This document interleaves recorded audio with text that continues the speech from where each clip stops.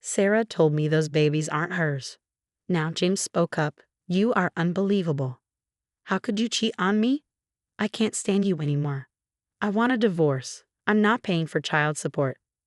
With that, he shoved the divorce papers in front of me. I was so angry and disgusted. I never imagined he would do something so foolish. Fine, let's get a divorce. I took the papers and filled out my part. Here you go. My name is Anna. I'm 32 years old and a stay-at-home wife.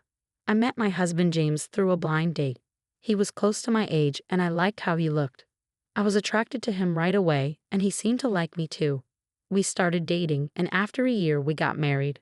We were so happy as newlyweds. But that happiness didn't last long. There was one person who ruined our newly life, my mother-in-law. She came over to our house a lot during the day, and she would treat me badly. Anna, carry my bag.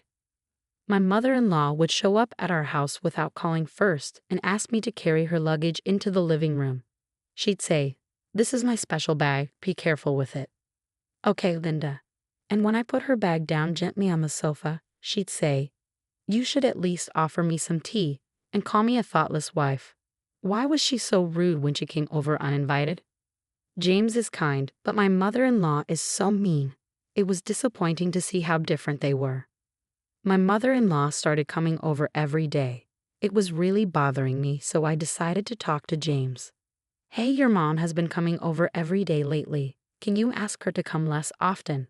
James looked surprised. "What? Mom comes over during the day." I couldn't believe James was surprised. I thought he would agree with me, but his response was different. "Why doesn't she stay until I get home?" "You should have asked her to stay until I'm back. You should have been more thoughtful." I was shocked. I never thought he would say something like that. Plus, thoughtful was the exact word my mother-in-law always used. It felt like James was still a mama's boy. "No, it's because your mom is here too much." "It's fine. I'll call my mom. You should treat her well when she's here." James said that and ignored my feelings. After that, my mother-in-law was even worse. She treated me badly, like she could say whatever she wanted to me. "You're so slow, aren't you? You're terrible at housework and cooking. What kind of upbringing did you have?" She came over every day, stayed for dinner with James at night, and then left. It was tough, but I still loved James. I didn't think about divorce. Then my mother-in-law started asking, "Are there any grandkids yet?" We'd only been married a little over a year, but she wanted grandchildren right away. She was really pressuring me. I felt so stressed out. I started feeling down every day, so I asked James for advice. "Hey, your mom keeps asking me if I'm having babies yet. It's really hard for me." But, as I expected, James didn't seem to care. "Well, with how old my mom is, she must want to see her grandchildren. You should try your best to meet her expectations." I knew that, but why did he have to say it like that? "Wait, pregnancy is between you and me, right? I can't get pregnant by myself." Lately, my husband hasn't been helping at all. When I try to ask him out, he says he's too tired. He refuses to sleep with me because his mom is over, and he talks with her late into the night. I don't understand why he's blaming me for this. He doesn't care about me anymore and just says whatever he wants. "You're just a lazy housewife, always complaining. You should be more grateful." It was James who wanted me to be a housewife. He told me he wanted me to stay home after we got married. So how could he say that? I started losing trust in James. The more we were married, the more I saw the bad side of him. The kindness he had shown when we were dating was completely gone. Now, he and my mother-in-law insult me every time we eat together. "You're not just inconsiderate, but useless. You can't have children. You really are useless. James, you should just get rid of her and move on. I'll find another young woman who can give me children." I couldn't believe he would say something like that right in front of me. Little by little, I started thinking about divorce. Then, I suddenly got sick. I went to the hospital, and to my surprise, I found out I was pregnant. I immediately told my mother-in-law and James. My mother-in-law said, "Well, you're finally pregnant. Good for you." She was surprisingly nice, while James' reaction was cold. "I see you're having a baby. Aren't you happy?" "Yes, I'm happy." James didn't seem very excited. He had blamed me for not being able to have a child, so what was going on? I was shocked, but getting a divorce while pregnant didn't seem like a good idea. Even though James was like this, he was still the main provider since I was a full-time housewife. So I decided not to get divorced until after I gave birth. Thankfully, my mother-in-law didn't bully me during my pregnancy. I guess she was trying to avoid causing me stress, which could hurt the baby. That means she had been intentionally rude to me before. But I'm glad she isn't causing trouble while I'm not feeling well. What really bothered me was James' behavior. After I got pregnant, he didn't harass me as much, but he started coming home later and working more on weekends. He was always on his phone, sometimes smiling and typing messages. Could he be cheating? I started to feel suspicious of James, so I hired a private investigator. A few weeks later, the results came back. Sure enough, James was having an affair with someone at work. Whenever James worked overtime and didn't want dinner, he was meeting his lover. When he worked weekends, he was with her. He even went on trips with her while telling me he was on business trips. I was shocked by all the evidence. I no longer loved James. After I had the babies, I would divorce him.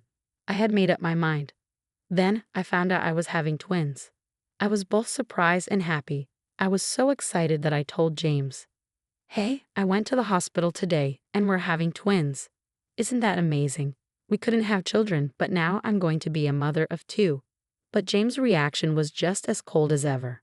"Well, that's nice." "What do you mean nice?" I asked. I couldn't believe he responded like that. I didn't love him anymore, but I wanted him to at least care about our children. I guess that was asking too much. I decided not to talk to him anymore. My mother-in-law was surprised and happy when she heard we were having twins. "Anna, you did it. It's twins, and they're both boys." My mother-in-law had bullied me, but now I felt she was better than James. After that, James and I spent most of our time not speaking to each other. Every meal was silent. I didn't even want him to come home. I was living like this day after day. Then, the day came for me to have the babies. I decided to go to my parents' house to give birth. I told James that I was going home for a while. "Oh, okay," he said, and that was all. We didn't even have any casual conversation. I went to my parents' house and had a peaceful time. Although I had decided not to talk to James anymore, I got more and more annoyed every time I saw his face, so staying at my parents' house was less stressful. My parents were so happy about the twins. They said, "You're going to have a warm family, 2 kids at once. Isn't that exciting? They're boys, so they'll be lively every day." I didn't want to tell them about the divorce because they were so happy, but I eventually told them. "I'm sorry, but James and I are getting a divorce after the babies are born." My parents were shocked, but when I explained, they understood. My father looked furious. "I can't forgive that man for having an affair," he said, looking like he wanted to punch James in the face. I stopped my father and said I wanted to wait until after the birth. My parents agreed, and I gave birth to my beautiful twins without any problems. They were so cute, and my parents were overjoyed to hold them. Meanwhile, James ignored my calls during the birth. He didn't even show up at the hospital. When I was discharged, I went to the house we used to live in to pick up my things. It was Saturday, so James should have been home, unless he was with his lover.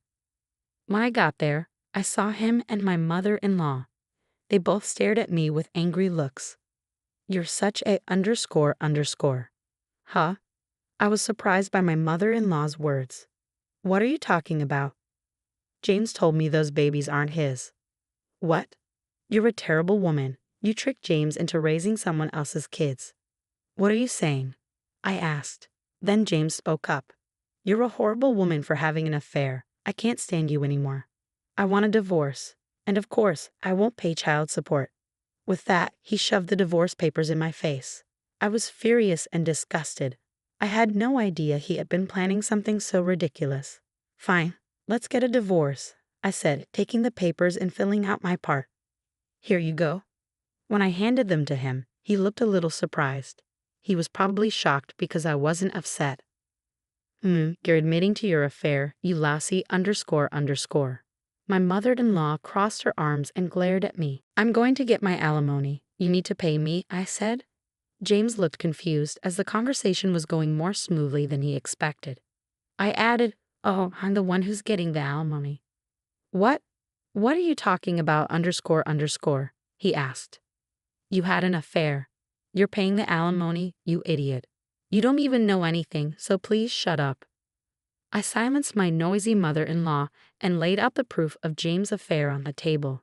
Seeing this, James turned pale. My mother-in-law, surprised, asked, "What do you mean?" "I think you've been having an affair with a younger woman for a long time, even before I got pregnant. You're the one who's been unfaithful, and I have proof." "Do you have proof I had an affair?" James asked. When I said this, James fell silent. "You don't, do you?" I pressed. "So those children are yours. Are you having an affair or not? Speak up." My mother-in-law, usually calm, raised her voice. "Didn't you see how upset I was when your father had an affair? And now you're doing the same thing." "I'm sorry," James apologized to her, as though admitting his guilt. I had no idea that his mother had divorced due to her own husband's infidelity. That made James even worse in my eyes.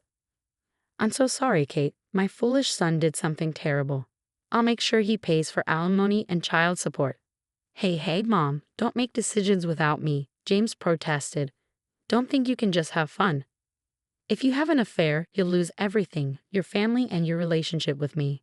James was shocked by his mother's words.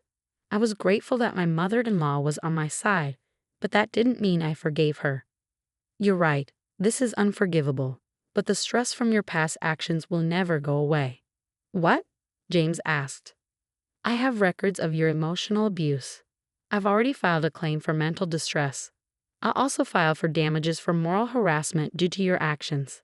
At this, James' eyes went wide. "That's not happening. How much do I owe you?" I replied, "Well, child support is about $100,000 and alimony is about $40,000. Oh no, if you add that up, it's $140,000. Good luck with that. Let's talk through our lawyers." I packed up my things and left. Through my lawyer, James and I successfully got a divorce. He and his mistress paid me a lump sum for alimony, and I also requested child support from him. Currently, he pays me about $600 per month. He fell deep into debt, and his lover dumped him. He was also cut off by his mother and now lives a lonely life, struggling to pay off his debts. Meanwhile, I returned to my parents' house. They helped me raise the kids. I found a new job and work hard every day. My twin sons are adorable and bring me so much joy. Just seeing their smiles gives me the energy to keep going. I will continue to work hard for them. Not only did James harass me, but he also had an affair. He's a real scumbag. I learned that his mother suffered from infidelity too, but instead of showing empathy, she bullied me. There's no excuse for that. I don't think I'll ever forgive her. I hope Kate, with her lovely sons, can move on to a happy life. Thank you for watching until the end. Please subscribe to our channel. See you in the next video.